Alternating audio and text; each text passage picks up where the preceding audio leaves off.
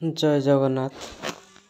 आज आम जाना 2,30,000 टकर केमी गोटे स्फटिक हम कौन कौन कम हो टोटाल 2,30,000।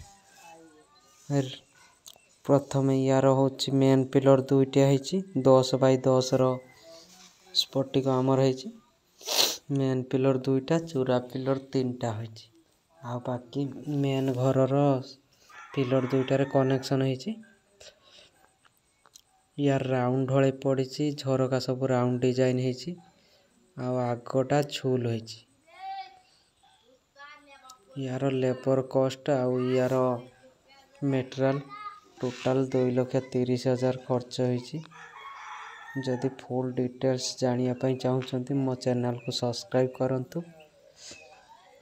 यार आग वीडियो रे मु आपको फुल डिटेल्स जनईदेवी।